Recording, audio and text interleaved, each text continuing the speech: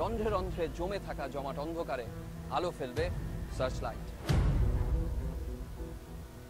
Channel 24 এর অনুসন্ধানে ধরা পড়ল ঢাকা বিশ্ববিদ্যালয়ের ভর্তি পরীক্ষায় জালিয়াত চক্রের 2 হোতা। বিশ্ববিদ্যালয় প্রক্টোরিয়াল দলের সহযোগিতায় পুলিশের বিশেষায়িত ইউনিট সিআইডি গত 20 অক্টোবর রাতভর অভিযানটি চালায়।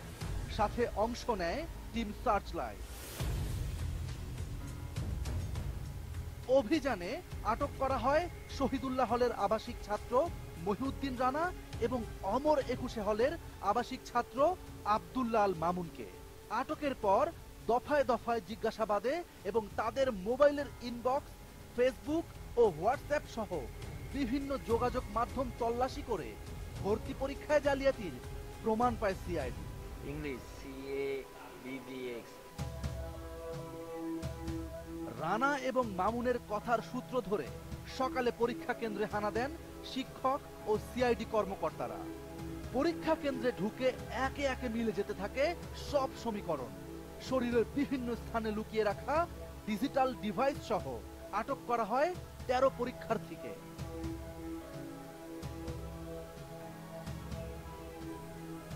মাস্টার কার্ডের মতো দেখতে পাতলা এই ডিভাইসের ভেতরে মোবাইল ফোনের সিম থাকে। পরীক্ষার হলে শোনার জন্য থাকে ক্ষুদ্র লিসেনিং কিট। এর মাধ্যমে বাইরে থেকে হলের ভেতরে পরীক্ষার্থীদের সাথে যোগাযোগ করে উত্তর বলে দেয়া হয়। প্রথম 5টা CDCBA। অভিযান শেষে আটক 13 পরীক্ষার্থীকে বিভিন্ন মেয়াদে সাজা দেন ভ্রাম্যমাণ আদালত। আর সিআইডি 2 হোতা সহ 3 শিক্ষার্থীর বিরুদ্ধে শাহবাগ থানায় মামলা করে। এই প্রযুক্তি ব্যবহার করে যারা পরীক্ষার্থী তাদের কাছে ইনফরমেশন গুলো দেওয়া হয় এবং এই চক্রের যারাই জড়িত আছে আমরা সবাইকে আইনের আওতায় নিয়ে আসব। এটি গেল 20 অক্টোবর ঢাকা বিশ্ববিদ্যালয়ের ঘ ইউনিটে ভর্তি পরীক্ষাকে কেন্দ্র করে জালিয়াতির বহুল প্রচারিত সংবাদের একাংশ মাত্র। আমরা জানি ঢাকা বিশ্ববিদ্যালয়ে ভর্তির স্বপ্ন থাকে এদেশের প্রত্যেক মেধাবী শিক্ষার্থীর। এই স্বপ্নকে পুঁজি করে গত কয়েক বছর ধরে সক্রিয় রয়েছে একটি চক্র, যারা ভর্তি পরীক্ষার মৌসুম এলেই তৎপর হয়ে ওঠে। মোটা অঙ্কের অর্থের বিনিময়ে ছাত্রদের বিপথে নিয়ে যায়, সুনাম নষ্ট হয় শিক্ষা প্রতিষ্ঠান তথা বিশ্ববিদ্যালয়ে। টিম সার্চলাইট এই ভর্তি জালিয়াত চক্রের ওপর অনুসন্ধানের আলো ফেলবে। ঢাকা বিশ্ববিদ্যালয়ের ভর্তি পরীক্ষা মানেই বাড়তি উত্তেজনা। সবচেয়ে বেশি চাপ থাকে খ ইউনিটে। এই ইউনিটের ভর্তি পরীক্ষায় ইলেকট্রনিক ডিভাইসের ব্যবহার হবে এমন তথ্য ছিল টিম সার্চলাইটের কাছে। 21 হলের একটি রুমে প্রশ্ন জালিয়াতি হয়। আমরা এই সূত্র ধরে এগুতে চাই, অনুসন্ধান করতে চাই ঢাকা বিশ্ববিদ্যালয়ের ভর্তি পরীক্ষায় জালিয়াতির ঘটনাটা। তবে সব কিছুর আগে বিশ্ববিদ্যালয় প্রশাসনের অনুমতি প্রয়োজন। প্রয়োজন আইন শৃঙ্খলা রক্ষাকারী বাহিনীর সহায়তাও। যতটুকু দরকার, যত গভীরে যাওয়া দরকার, একটু গিয়ে বিশ্ববিদ্যালয়কে সহযোগিতা। রাত 12:30 বিশ্ববিদ্যালয় কর্তৃপক্ষ আইন শৃঙ্খলা বাহিনীকে অভিযানের অনুমতি দিল। রাত পোহালে ঘ ইউনিটের ভর্তি পরীক্ষা, তাই যা করার রাতের মধ্যেই করতে হবে। সময় ক্ষেপণ করতে চায় না টিম সার্চলাইট। দ্রুত সিআইডি অফিসের দিকে রওনা হলো, সাথে বিশ্ববিদ্যালয় প্রক্টোরিয়াল টিমের সদস্যরাও।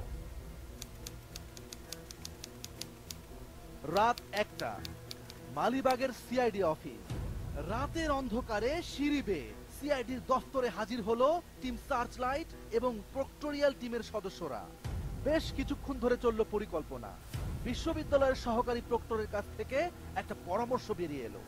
ওখানকার হাউস টিচার একজনকে নিয়ে বা দুজনকে নিয়ে তাকে সাথে নিয়ে আমরা প্রভোস্টের ওখানে ওই ছেলে দুটাকে ডেকে নিয়ে আসি। পরামর্শ মেনেই অভিযানের সিদ্ধান্ত হলো। এবার প্রক্টোরিয়াল টিমকে সাথে নিয়ে বেরিয়ে পড়লো অভিযানকারী দল।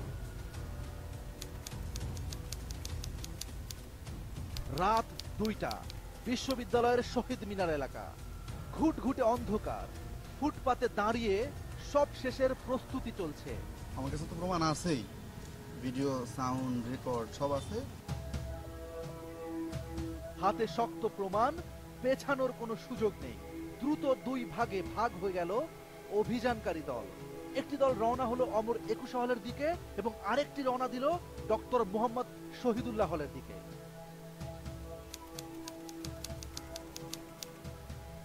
রাত 2:30 টিম সার্চ লাইট অভিযানকারী দলের পিছু নিল।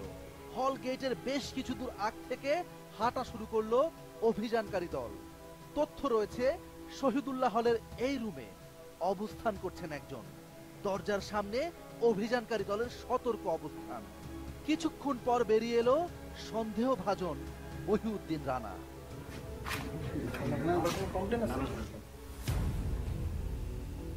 সময় ক্ষেপণ না করে গাড়িতে উঠানো হলো রানাকে। একই সময়ে আরেকটি দল 21 হলে হাজির হলো।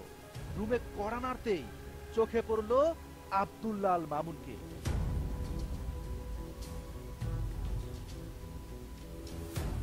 এখানেও সময় ক্ষেপণ করা হলো না। মামুনকে নিয়ে দ্রুত রওনা দিল অভিযানকারী দলটি। বিশ্ববিদ্যালয় শিক্ষক ক্লাবে নিয়ে আসা হলো দুজনকে। রানার মোবাইলে হাত দিতেই বেরিয়ে এলো ভর্তি পরীক্ষায় জালিয়াতির বেশ কিছু প্রমাণ। সেট 1 বাংলার কোড হলো প্রথম পাঁচটা CDCBA। মুখ খুলছেন না মামুন, অথচ মোবাইলের প্রমাণ বলছে আগের সপ্তাহের কয় ইউনিটের উত্তরপত্র রয়েছে তার কাছে। এত প্রমাণের পরও স্বীকার করছেন না মামুন। এই মামুন 2014-15 সালে ফলিত রসায়ন এবং রাসায়নিক ইঞ্জিনিয়ারিং বিভাগে ভর্তি হন। 2017 সালে এসেও মামুন প্রথম বর্ষে রয়েছেন। তার মানে দীর্ঘ 3 বছরেও প্রথম বর্ষ পার হতে পারেননি তিনি। কারণটা তো বুঝতেই পারছেন। বোঝা গেল মামুন চতুর এবং সতর্ক। আমরা রানার দিকে নজর দিতে চাই। মানিব্যাগে হাত দিতেই একটা প্রমাণ বেরিয়ে এলো।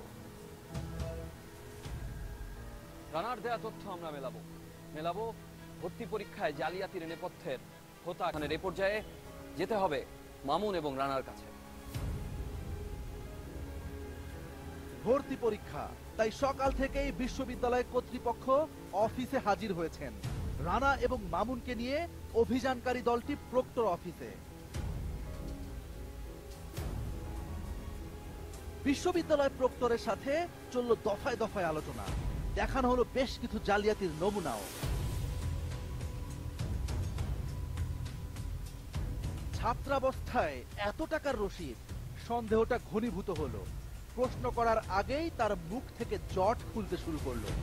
বড় ভাই তার টাকা ছিল আমার অ্যাকাউন্টে, তাকে বলছে তার অ্যাকাউন্টে ডিবিবিএলে যায় মানে করে দেন ক্যাশ। সবশেষে এই দুই শিক্ষার্থীকে কমন রুমে আরেক দফা যাচাই বাছাই চলল। সকাল 10টা সিআইডি দলটি পরীক্ষা কেন্দ্রে রওনা হলো। টিম সার্চ লাইটও দুই ভাগে ভাগ হয়ে পিছু নিল। বিশ্ববিদ্যালয় ক্যাম্পাসের বাইরেও 33টি কেন্দ্রে 6 ইউনিটের ভর্তি পরীক্ষা অনুষ্ঠিত হবে। তাই সকাল থেকেই শিক্ষার্থীরা রাজধানীর বিভিন্ন পরীক্ষা কেন্দ্রে হাজির হচ্ছেন। ধরা পড়ে গেলেন। কর্তৃপক্ষের কড়া নজরদারিতে ভর্তিচ্ছু সজীব ধরা পড়েছেন ঠিকই, কিন্তু আমাদের অনুসন্ধান বলছে জালিয়াতির মাধ্যমে ঢাকা বিশ্ববিদ্যালয়ে ভর্তি হয়ে দিব্যি ক্লাস করছেন অন্তত 40 জন শিক্ষার্থী। আমরা এখন এমনই এক শিক্ষার্থীর সাথে আপনাদের পরিচয় করাবো। মোহাইমিনুল ফারুক, ডাকনাম রায়হান, ঢাকা বিশ্ববিদ্যালয়ের স্বাস্থ্য অর্থনীতি বিভাগের ছাত্র। 2016 সালের 6 ইউনিটের ভর্তি পরীক্ষায় মেধা তালিকায় 48তম হয়েছেন। মাধ্যমিক এবং উচ্চ মাধ্যমিক পর্যায়েও এই শিক্ষার্থী মেধার পরিচয় দিয়েছেন। গোল্ডেন ছিল ভাই দুইটাই, গোল্ডেন এসএসসি ছিল দুইটাই। রায়হানের বাবার নাম গোলাম ফারুক, মা শিরিনা আক্তার, বাসা লালবাগ থানার সুবল দাস রোডে। তথ্য বলছে রায়হান ভর্তি পরীক্ষায় বাংলায় 23.70, ইংরেজিতে 13.50, বাংলাদেশ বিষয়াবলিতে 22.20 এবং আন্তর্জাতিক বিষয়াবলিতে 26.40 নম্বর পেয়েছেন। সর্বমোট প্রাপ্ত নম্বর 85.80। ইংরেজিতে খারাপ নম্বর পাওয়ার পেছনের একটা কারণও ব্যাখ্যা করলেন মেধাবী এই ছাত্র। আমি ওই যে বললাম না ভাই 5 মিনিট ছিল। ও তাহলে তুমি সবই জানতা, কিন্তু সামহাও তোমার অল্প সময়ের কারণে। হ্যাঁ ভাই মাথাটা ঠিক। তার মানে সময় স্বল্পতার কারণে উত্তর দিতে পারেননি।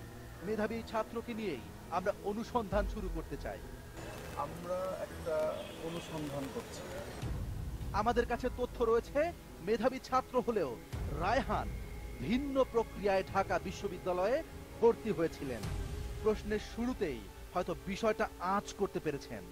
তার মানে আপনি বলতে চাচ্ছেন যে প্রশ্ন ফাঁসে যে জিনিসটা, তাই তো? অনেকটা কথা বলার আগেই উত্তর। তার মানে ঘটনার পেছনে ঘটনা আছে। তাহলে কি সেই ঘটনা?